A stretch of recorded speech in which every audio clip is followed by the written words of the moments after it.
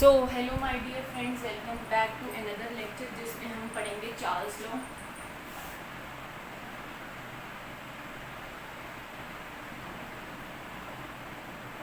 It simply states that at constant pressure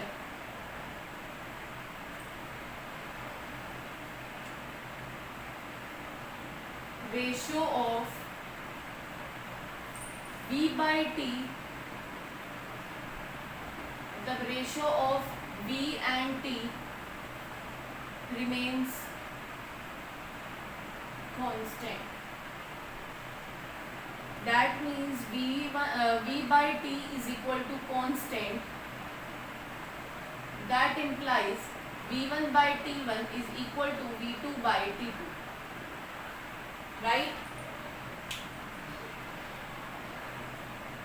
अब हम इसकी एक डेरिवेशन कर लेते हैं। बहुत इजी है, सिंपल वर्डिंग्स है कि कांस्टेंट प्रेशर होगा तो V और T की रेशियो एक कांस्टेंट टाइम की, दैट मींस दिस थी। इसकी डेरिवेशन करते हैं। वही मैंने बताया, हर एक गैसियस लॉ की डेरिवेशन इसी फॉर्मूले से हो जाएगी। PV is equal to 1/3 mnc² था, राइट। और फिर बॉयल्स लॉ, अब हमने क्या किया, इसी को 2 और 2 से मल्टीप्लाई और डिवाइड किया, तो 2/3 into half mnc²। Half mv² क्या होता है, kinetic energy of one molecule, and into n कर देंगे तो kinetic energy of n molecules आ जाएगी। और अगर कंटेनर में ही n मॉलिक्यूल्स हैं तो ये पूरा क्या होगा, total kinetic energy present inside the container. तो ये क्या हो जाएगा, 2/3 काइनेटिक एनर्जी। अब देखिए, काइनेटिक एनर्जी जो होता है हमने पढ़ा था डायरेक्टली प्रोपोर्शनल टू टेम्परेचर होता है। क्यों होता है, क्योंकि हमने केटीजी के पोस्टुलेट्स में पढ़ा था, फोर्सेस वाले पॉइंट में लास्ट पॉइंट की energy is only dependent upon temperature and is directly proportional to इट। तो अगर मैं प्रोपोर्शनैलिटी का साइन हटाऊंगी तो एक कांस्टेंट आ जाएगा, दैट इज स्मॉल के। इसके काइनेटिक एनर्जी की वैल्यू मैं यहाँ पुट कर दूंगी, तो that implies PV is equal to 2/3 kT, right. और चार्ल्स लॉ क्या कहता है, अब मैं इस T को इधर ले आऊंगी और इस T को इधर ले जाऊंगी, तो क्या हो जाएगा, V/T is equal to 2/3 K upon P, right. तो देखिए 2/3 K तो एक कांस्टेंट वैल्यू है, और चार्ल्स दैट मींस V/T जो होगा, इस इक्वेशन से मुझे क्या पता चल रहा है कि 2/3 एक कांस्टेंट है, K is also proportionality constant जिसकी वैल्यू नहीं बदलेगी। तो इससे क्या रिलेशन से पता चल रहा है कि V/T is directly proportional to 1/P, right. अगर P कांस्टेंट हो जाए तो दैट मींस V/T भी क्या आ जाएगा, कांस्टेंट। तो यही चार्ल्स लॉ था कि अगर प्रेशर को कांस्टेंट रखें तो V/T की रेशियो भी क्या रहती है, कांस्टेंट। इसी के साथ चार्ल्स लॉ की भी डेरिवेशन कंप्लीट होती है। इसमें एक इम्पॉर्टेंट चीज बची है,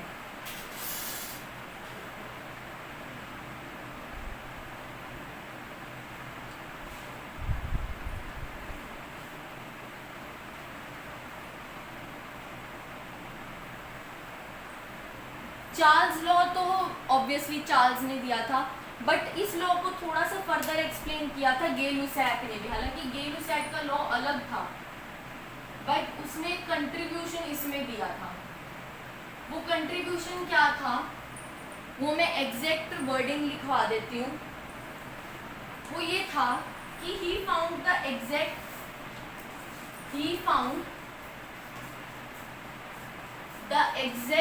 value of exact increase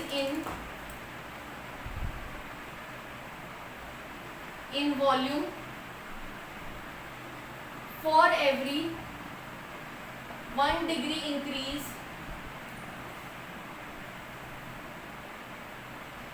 in temperature। देखिए, चार्ल्स लॉ में हम वॉल्यूम और टेम्परेचर की ही बात करते हैं, और अगर मैं T को इधर ले जाऊं तो V is directly proportional to T, मतलब अगर T इंक्रीज होगा तो V भी इंक्रीज होगा। पर इसने क्या कहा कि अगर मैं टेम्परेचर को 1 डिग्री बढ़ाऊं तो ये बताओ कि V कितना इंक्रीज होगा। इसने तो ये बोला चार्ल्स ने कि V अगर T इंक्रीज होगा तो V भी इंक्रीज होगा। इसने सिर्फ एक रिलेशन बताया, बट गे-लुसैक ने ये तक बताया कि अगर मैं टी को 1 डिग्री से इंक्रीज करता हूँ तो वी कितना अमाउंट इंक्रीज होता है, उसने ये भी बताया। तो अब हम ये भी कैलकुलेट करते हैं कि कितना इंक्रीज होता है। इसके लिए आपको एक एग्जाम्पल समझना पड़ेगा।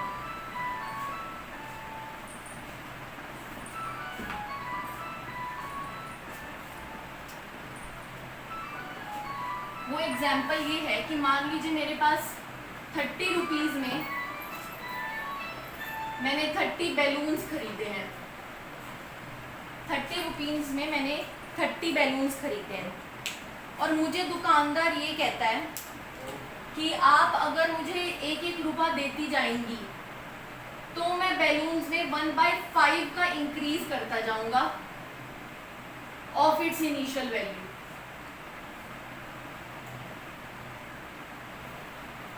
दुकानदार ने मुझे ये कहा कि आप 30 रुपए में 30 बैलून खरीद लीजिए, बट अगर आप मुझे 1-1 रुपया देती जाएंगी और तो मैं इस ओरिजिनल वैल्यू का में 1/5 इंक्रीज कर दूंगा।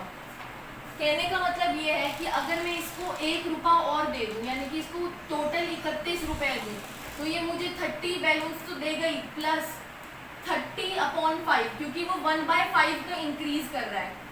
Increase of its initial value plus initial value, मतलब इनिशियल वैल्यू क्या है 30, इनिशियल वैल्यू तो देगा ही प्लस उसमें मुझे 1/5 का इंक्रीज करके भी देगा अगर मैं 1-1 रुपया बढ़ाती जाती हूँ। ठीक है, इस एक बार ये एग्जांपल समझिए।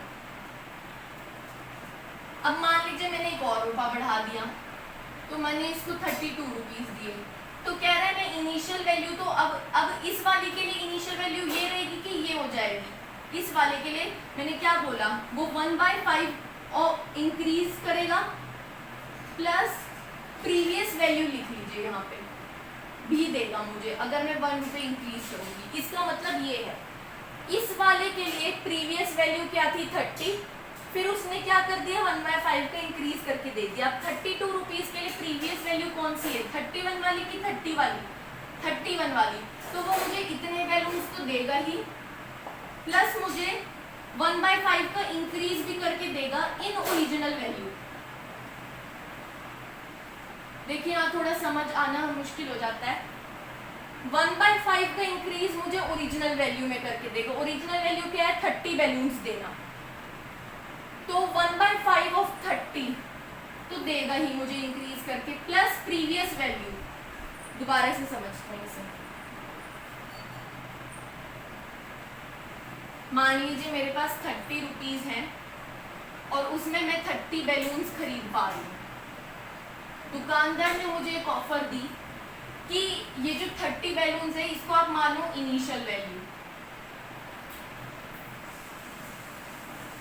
अगर आप मुझे 1-1 रुपया देती जाएंगी बढ़ा बढ़ा के, तो मैं आपको कितने बैलून्स दूंगा। मान लो आपने मुझे 1 रुपी एक्स्ट्रा दिया, तो मैं क्या करूंगा 1/5 ऑफ इनिशियल वैल्यू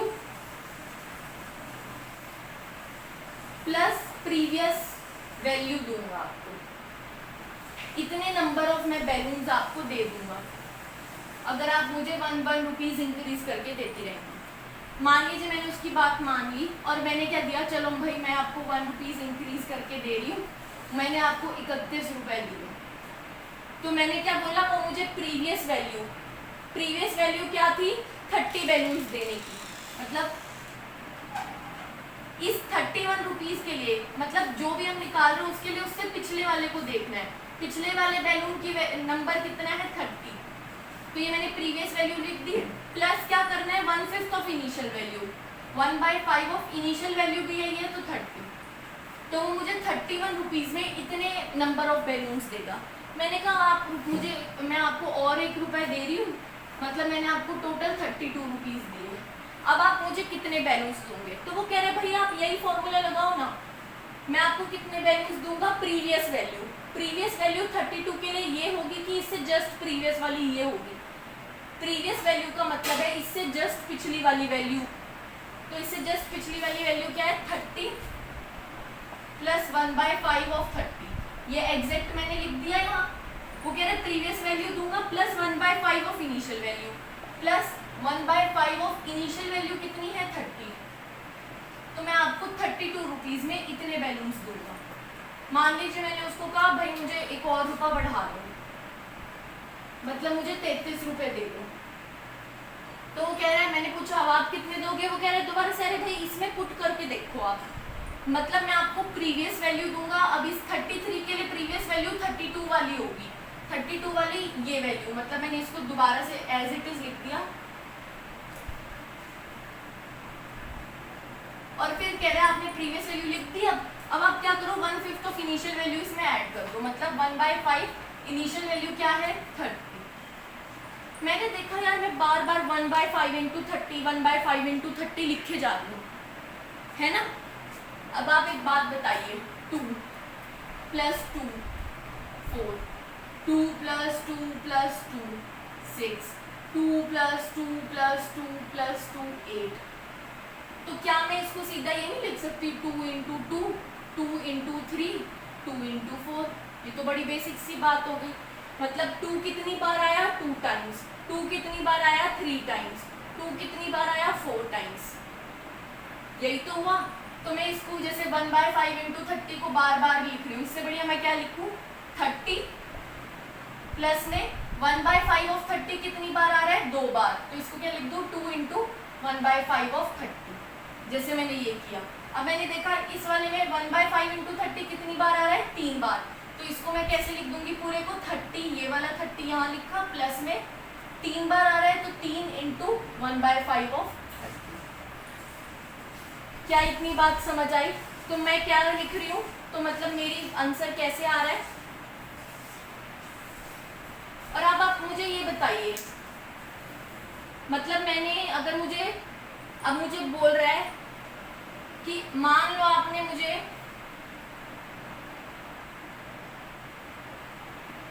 तो इसको मैं एक फॉर्मूले में इंटरप्रेट करना चाह रही हूँ इस चीज को, कि मैं इसको कैसे लिखूं।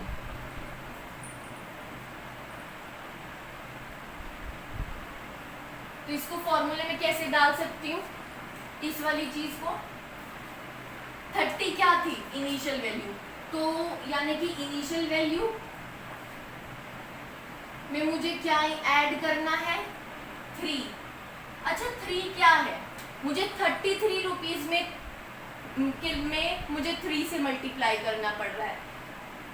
30 रुपीज में मुझे किसी से भी मल्टीप्लाई नहीं करना पड़ रहा।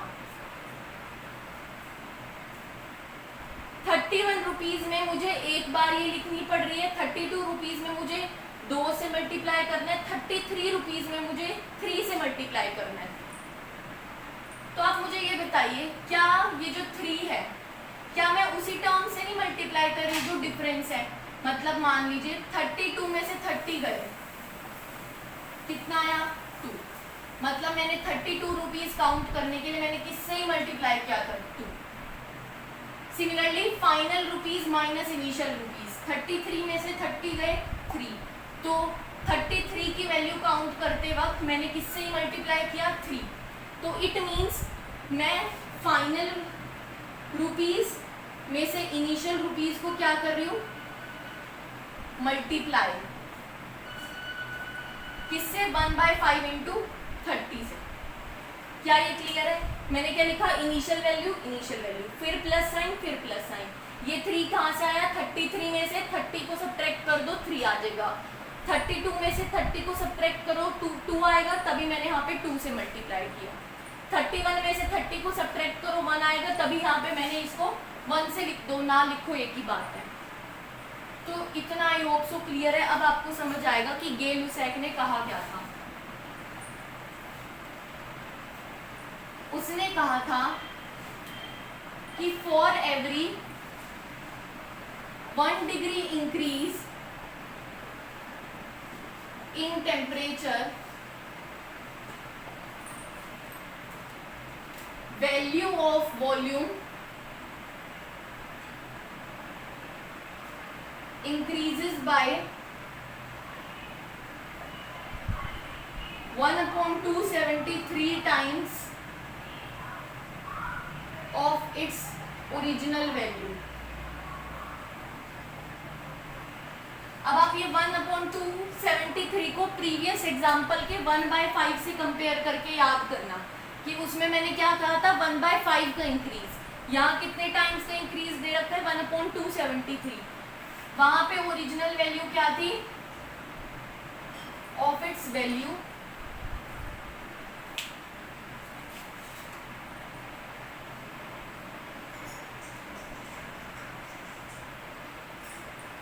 यहाँ वहां पे मैंने क्या लिखा था, 1/5 ऑफ इनिशियल वैल्यू। यहाँ पे इनिशियल वैल्यू क्या दे रखी है, वॉल्यूम एट 0 डिग्री सेल्सियस को हम क्या लेंगे में, इनिशियल वैल्यू। ये नोटबुक में साथ साथ लिखते जाइए तभी समझ आएगा बाद में।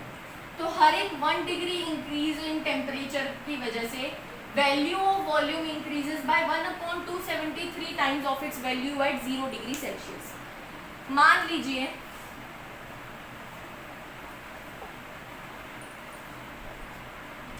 0 डिग्री सेल्सियस पे वॉल्यूम V1 है, V इनिशियल है, तो 1 डिग्री सेल्सियस पे वॉल्यूम क्या होगी, V initial plus 1/273 into V initial. और वहां पे मैंने क्या कहा था, हमें किससे मल्टीप्लाई करना होता है, इस वाली टर्म को जो एडिशन की इस तरफ होती है, इस वाले टेम्परेचर के डिफरेंस से इंटू 1 में से 0 गया 1। मान लीजिए 2 डिग्री सेल्सियस है तो V इनिशियल हम क्या लिखेंगे, प्लस 1/273 इंटू V इनिशियल। फिर हमें किससे मल्टीप्लाई करना होता था, 2 डिग्री सेल्सियस फाइनल वैल्यू और इनिशियल वैल्यू से, तो 2 डिग्री माइनस 0 डिग्री 2। यही तो हमने जर्नल फॉर्मूला पिछले क्वेश्चन में निकाला था। 3 डिग्री सेल्सियस तो V initial plus 1/273 into V initial into 3 में से 0 गया 3। सिमिलरली T डिग्री सेल्सियस के लिए क्या आ जाएगा, V initial plus 1/273 into V initial into T में से 0 गया T। तो ये क्या बन गया, journal formula.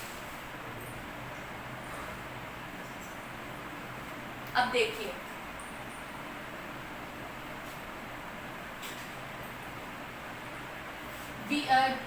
So volume at T is equal to volume initial, ये T डिग्री सेल्सियस ना, volume at T degree Celsius है basically, 1/273 into volume initial into T। यहाँ पे जो T है ये डिग्री सेल्सियस में है ना, T डिग्री सेल्सियस, तो यहाँ पे भी जो T होगा वो T डिग्री सेल्सियस होगा। तो देखिए ये क्या लिखा है, volume initial plus volume initial upon 273 into T degree Celsius.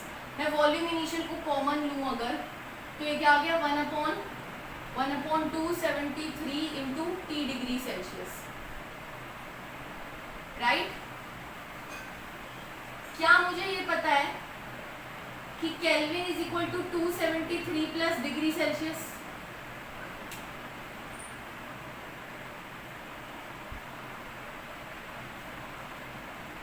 तो अगर मतलब मुझे अगर डिग्री केल्विन को सेल्सियस को केल्विन में बदलना हो तो मैं डिग्री केल्विन में 273 ऐड कर देती हूँ।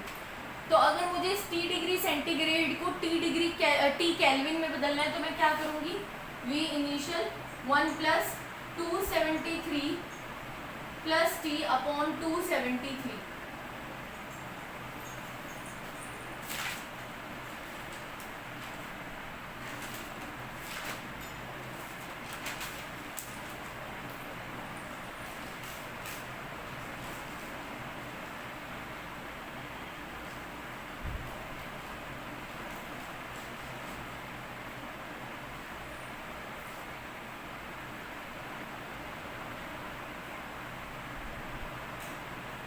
आप इसको छोड़िए, इस वाले पॉइंट को छोड़ दीजिए, सिंपली आपके पास क्या आ गया, V इनिशियल क्या आ गया, 1/T अपॉन 273, जहाँ पे T क्या है, डिग्री सेल्सियस में है। अब एक बात बताइए,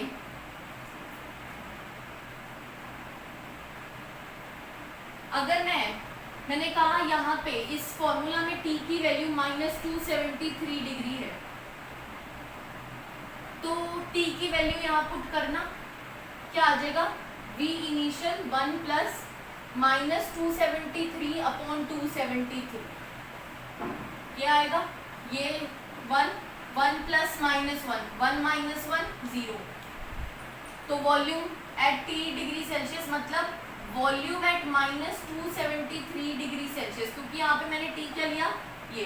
तो volume at 273 degree Celsius is 0।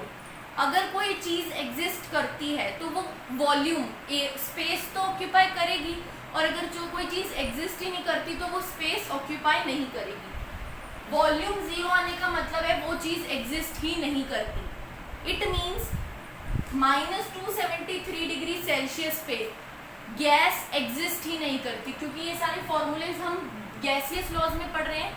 That means -273 degree Celsius पे गैस एग्जिस्ट ही नहीं करती। इस टेम्परेचर को -273 डिग्री सेल्सियस को हम कहते हैं एब्सोल्यूट टेम्परेचर, जिसकी केल्विन में वैल्यू होती है 0 केल्विन। ऑब्वियसली अगर मैंने डिग्री सेल्सियस को केल्विन में बदलना हो तो मैं 273 ऐड कर देती हूँ, तो इसमें 273 ऐड करना 0 केल्विन ही तो आएगा। तो एब्सोल्यूट टेम्परेचर वो टेम्परेचर होता है when gas ceases to exist. ceases to exist का मतलब क्या? गैस कहाँ चली गई? गैस लिक्विड में कन्वर्ट हो गई। इसका क्या मतलब है? ये मतलब है कि -273 डिग्री सेल्सियस पे गैस का वॉल्यूम 0 आने का मतलब है गैस एग्जिस्ट नहीं कर रही, वो किस में कन्वर्ट होगी है? पूरी लिक्विड स्टेट में।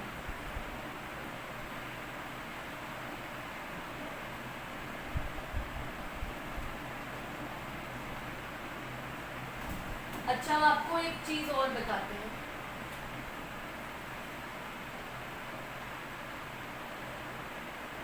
मैं ये वाला स्टेप से पहले वाले स्टेप्स इरेज कर दूंगी। मेरे पास ये वैल्यू आई थी, इसको मैं क्या करती हूँ, इसको ऐसे कर देती हूँ। अब मैं क्या लेती हूँ, इस वाले ब्रैकेट वाले टर्म का एलसीएम ले लेती हूँ। V initial 273 plus T upon 273। यहाँ पे टेम्परेचर क्या है? डिग्री सेल्सियस में। अब बताना 273 plus temperature in degree Celsius ये क्या देता है हमें? Temperature in degree in kelvin upon 273 लिख दो इसे ऐसे। क्या लिखा मैंने? V इनिशियल को V इनिशियल लिखा, 273 प्लस T डिग्री सेल्सियस को टेम्परेचर इन केल्विन लिख दिया, अपॉन में 273। तो ये क्या आ जाएगा? V फाइनल या V at T degree Celsius. तो मेरे पास क्या क्या फॉर्मूलाज हैं एक बार जल्दी से देख लेते हैं। Volume at T is equal to volume at 0 degree Celsius plus 1 upon 273 into volume at 0 degree Celsius into T। एक तो ये फॉर्मूला है। इसमें मैं क्या करती हूँ, वॉल्यूम एट 0 डिग्री सेल्सियस को कॉमन लेके 1 अपॉन T प्लस 273, यहाँ पे T किस में है? डिग्री सेल्सियस में। अगर मैं इसका एलसीएम लूँ तो आ जाएगा 273 plus degree T in degree Celsius upon 273, और ये ऊपर वाली क्या टर्म देती है? Temperature in degree kelvin. तो V at 0 degree Celsius temperature in kelvin upon 273। इतना क्लियर है? तो हमें एक तो ये फॉर्मूला पता होना चाहिए, एक ये फॉर्मूला पता होना चाहिए, और एक पता होना चाहिए एब्सोल्यूट टेम्परेचर। एब्सोल्यूट टेम्परेचर कौन सा टेम्परेचर होता है? 0 केल्विन का या -273 डिग्री सेल्सियस का।